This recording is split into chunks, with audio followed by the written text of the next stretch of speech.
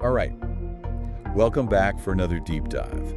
Today we're going on a virtual trip to a really fascinating archipelago in the middle of the Atlantic, the Azores. Oh yeah, the Azores. I'm Yeah, excited for this one. yeah, me too. For this deep dive, you sent us some incredible YouTube videos, mainly from channels called Antonio de Viaje and Así es el Mundo. Yeah, they're great channels. Lots of good stuff there. Yeah, really rich material to unpack about these 9 islands. 9 islands. Huh.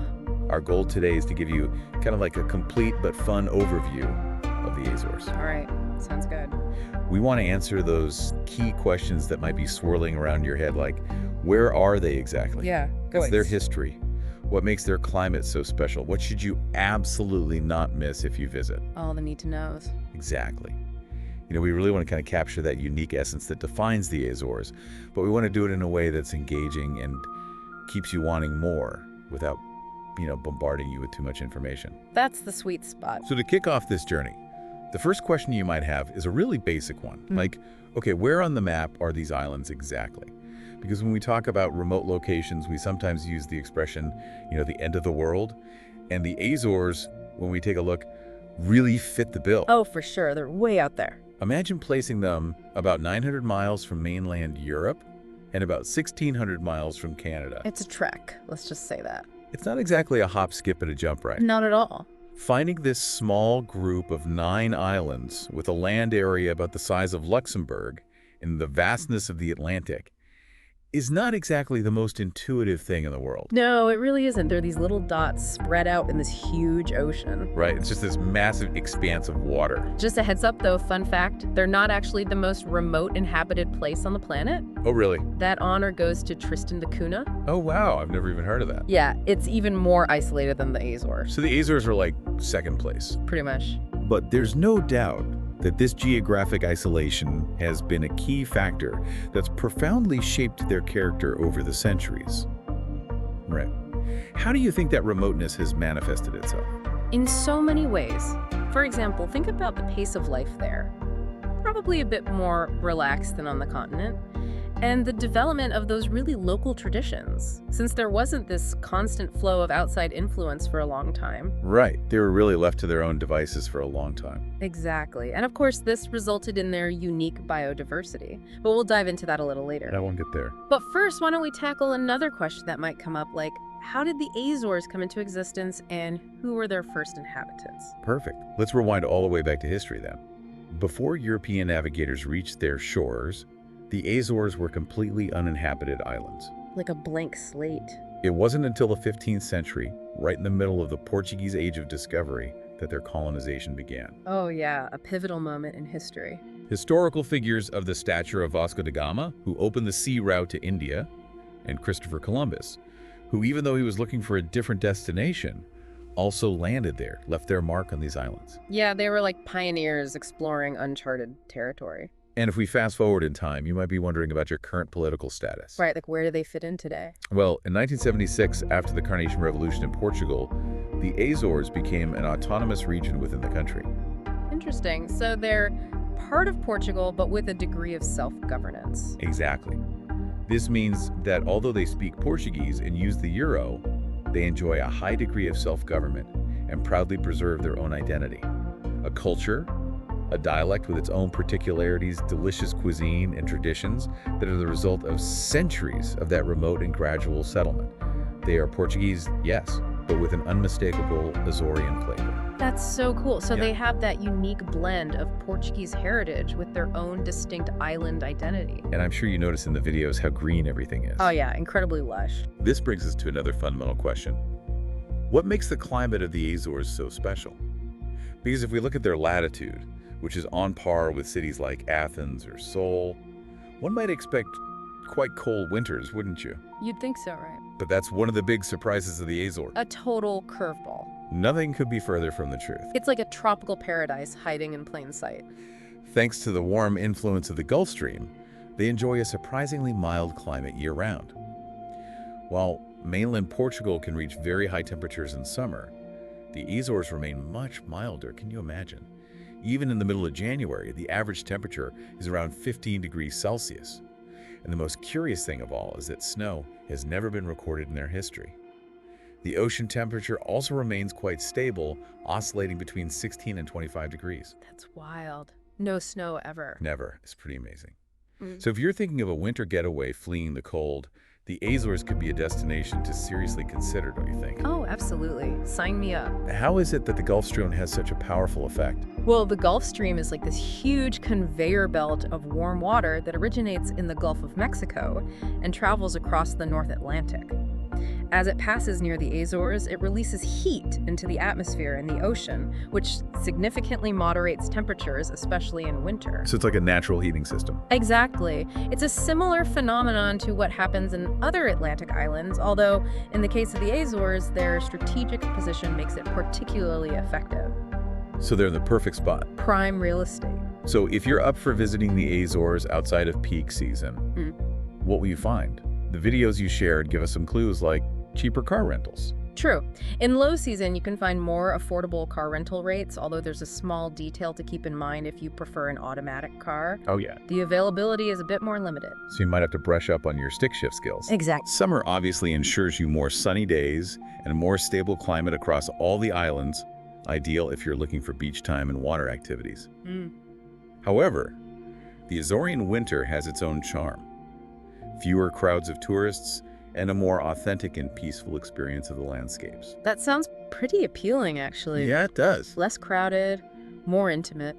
But it seems you have to be prepared for a bit more unpredictable weather and the possibility of strong winds, characteristic of Atlantic islands. They mentioned in the videos that locals rely more on real-time weather apps than long-term forecasts. That weather uncertainty, in a way, adds a touch of adventure to the exploration, don't you think? Without a doubt. Makes it more exciting. And speaking of exploring, I'm sure you've wondered which of the 9 islands is the largest and what makes it special. I have. That would be San Miguel. San Miguel. To give you an idea of its size, it takes approximately an hour and a half by car to travel from one end to the other. Okay, so not a huge island. No, not massive, but definitely worth exploring. Its unofficial nickname, Green Island, couldn't be more apt. The hills, covered in lush vegetation that meet the intense blue of the ocean, are reminiscent, as mentioned in the videos, of landscapes from the Faroe Islands or even Switzerland, but with a notable difference. Way more greenery. Exactly, way more vegetation. That intense greenery is the result of the constant humidity of the climate and the mountains that act as a barrier, trapping clouds and generating that rain so beneficial to the flora. The air there must feel clean and fresh, and that constant humidity creates perfect pastures, where cows, from what you see in the videos, graze happily year-round. And unlike the Faroe Islands, San Miguel has important forests, including remnants of the ancient forests that covered the islands before the arrival of humans. Now, fortunately, they are protected. That's great. What kind of trees are predominant in those forests? Mainly laurel forest, which is a type of humid subtropical forest characteristic of the Macaronesian regions, such as the Azores, Canary Islands, and Madeira. They're very old forests with a great diversity of plant species, many of them endemic, which gives them very high ecological value. And precisely that word endemic surely caught your attention. The geographic isolation we were talking about at the beginning has had a direct impact on the biodiversity of the Azores, hasn't it?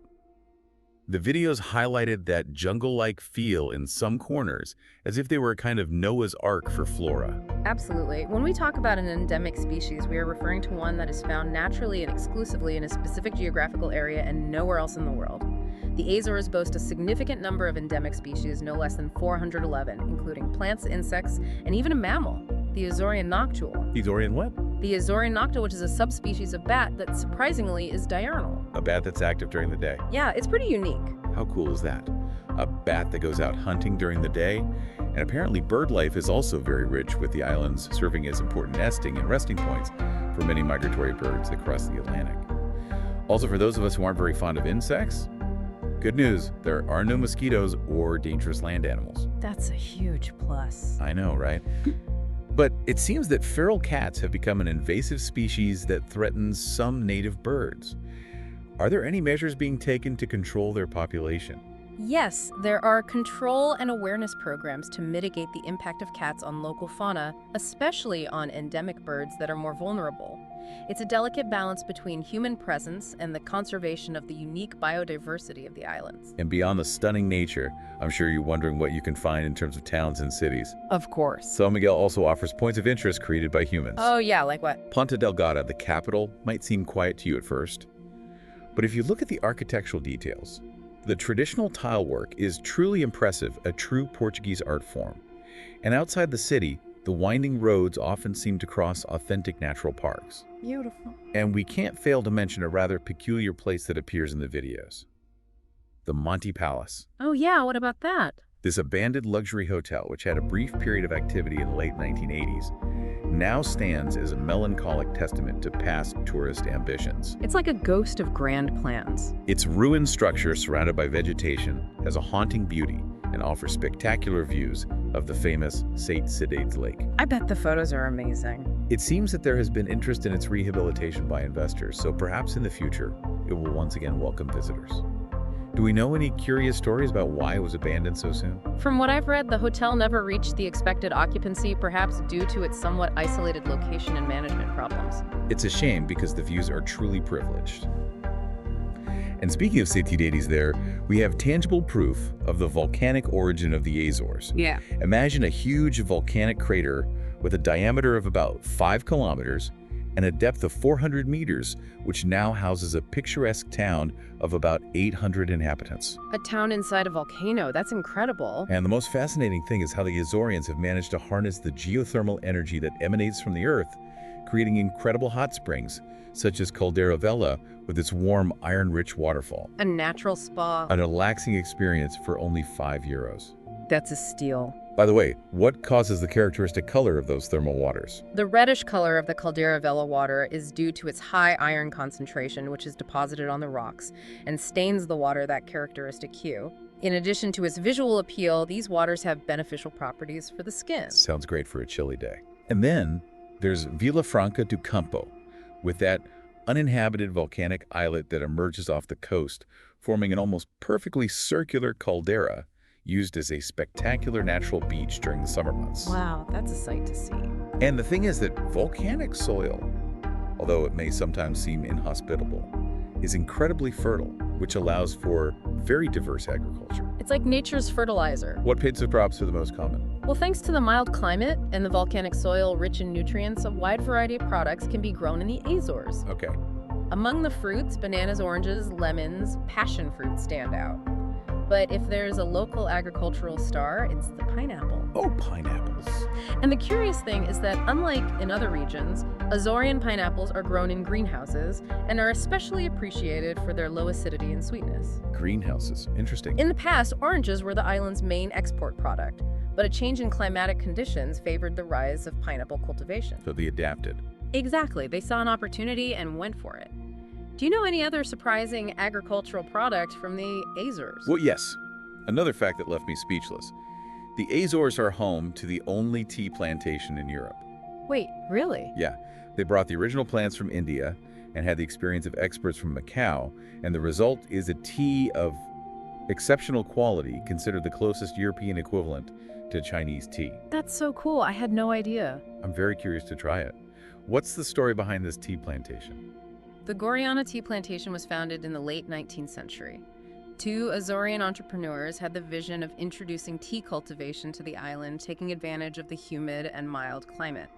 After several attempts, they managed to acclimatize the plants brought from Asia, and since then the plantation has continued its production in an artisanal way, becoming a symbol of Azorean agriculture and tradition. So it's a testament to their resourcefulness and resilience. Absolutely. And to continue discovering surprises, it seems that the parks of San Miguel are a real hidden treasure. Terra Nostra Park, with its impressive ochre-colored thermal pool and its winding paths full of lush vegetation and intoxicating fragrances, seems like a magical place. And the number of strategically located viewpoints along the coast is amazing, many even equipped with barbecue areas to enjoy the views. Sounds like a great place to spend a day. Also, getting around San Miguel by car is quite simple and economical, since you can cover the entire island with less than a tank of gas. That's good to know. The road network is well maintained, and the distances are not excessive, which makes it easy to explore all corners of the island. And those miraduros, as they call them there, are key points to appreciate the beauty of the landscape in all its magnitude. Can't beat a good viewpoint. After São Miguel, it's time to head to Fale, another island with a fascinating history closely linked to transatlantic travel. Horta, its capital, has a bay that was a crucial stopover point for seaplanes in the early decades of aviation. Oh, wow. I didn't know that. Today, Horta Marina is one of the most visited in the world, a meeting point for sailors of all nationalities who cross the Atlantic. It's a global hub for sailors. What makes this port so special? Horta Marina has become an emblematic place for transatlantic sailors for several reasons. Its strategic location in the middle of the Atlantic makes it a natural stop to refuel and carry out repairs. Also, over the years, it has developed a rich maritime culture with numerous services and facilities adapted to the needs of sailors. Like a home away from home for sailors. Exactly.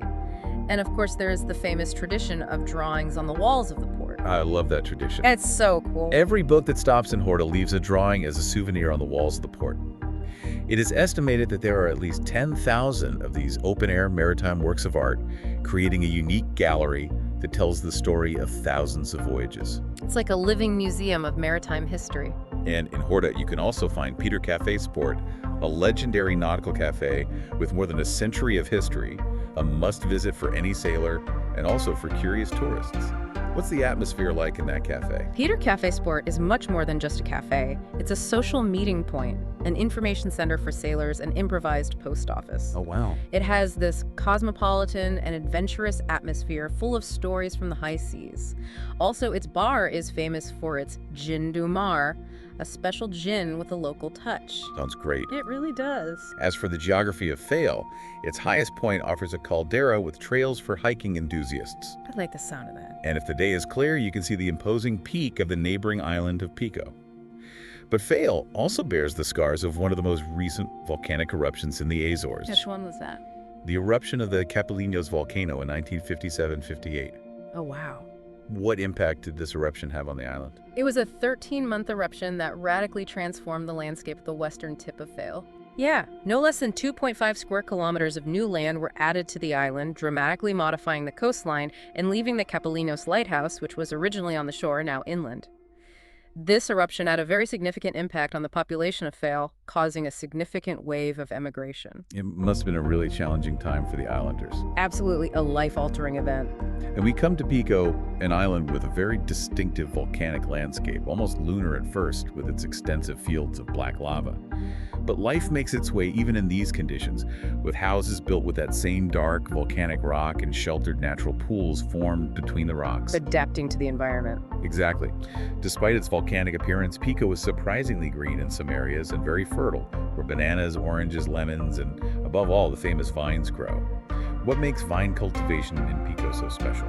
The Pico vineyards are a UNESCO World Heritage Site, and their uniqueness lies in the carré, which are intricate networks of basalt walls built to protect the vines from the strong wind and to absorb and retain the heat of the sun. Like little microclimates for the grapes. Exactly.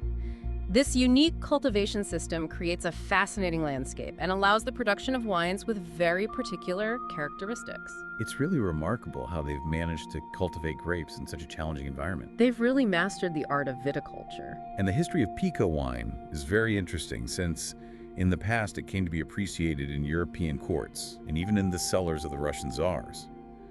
The wine known as Tsar curiously reaches an alcohol content of more than 18% naturally through fermentation.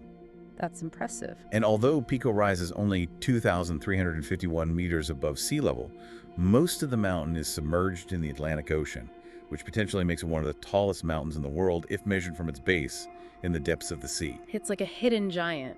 And to complete our virtual tour of the islands that appeared in your videos, we moved to Flores, the westernmost island in the archipelago, and one of the smallest. Its isolation has contributed to preserving its pristine nature, earning it the nickname Jurassic Park for its spectacular landscapes and lush vegetation. Getting there can require a slightly longer trip, often with flights via other islands. What makes Flores so special? Flores lives up to its name with a profusion of vegetation and wildflowers that cover its hills and valleys. It's really a floral paradise. One of its biggest attractions is the Poço Ribeira do Ferreiro waterfall, also known as Alagoinha, an impressive lagoon surrounded by imposing green cliffs up to 200 meters high from which numerous waterfalls cascade. Wow, it sounds breathtaking. It really is. It's a place of overwhelming natural beauty that really gives you the feeling of being in a remote and almost virgin corner of the planet. So it's like stepping back in time. Exactly. We've taken a fascinating journey through the Azores, from their remote location in the middle of the Atlantic to their incredible biodiversity and the unique personality of each of the islands we've explored. We've discovered how their volcanic origin has shaped the landscapes and given rise to such interesting phenomena as hot springs and fertile vineyards. It's incredible how nature and human ingenuity have come together to create such a unique and vibrant place. And we have been able to appreciate that singular mix of Portuguese heritage with a marked island identity, the way in which they have known how to take advantage of natural resources, such as geothermal energy, and their commitment to sustainable tourism that respects the environment. The Azores are an example of how life, both natural and human, can thrive in a geographically isolated environment of volcanic origin. They're a real inspiration. So as you reflect on this deep dive into the Azores, think about how these islands remind us of the infinity of wonders, that our planet still hides places where the force and beauty of nature manifest themselves in all their splendor, offering us a unique perspective on adaptation, resilience, and the eternal bond between human beings and the sea. They really do invite us to rethink our relationship with the natural world. What aspect of the Azores has aroused your curiosity the most? What would you like to investigate further? The Azores invite us to dream of volcanic landscapes, thermal waters, seafaring traditions, and lush nature. A truly captivating destination, without a doubt. I'm already planning my trip. Me too.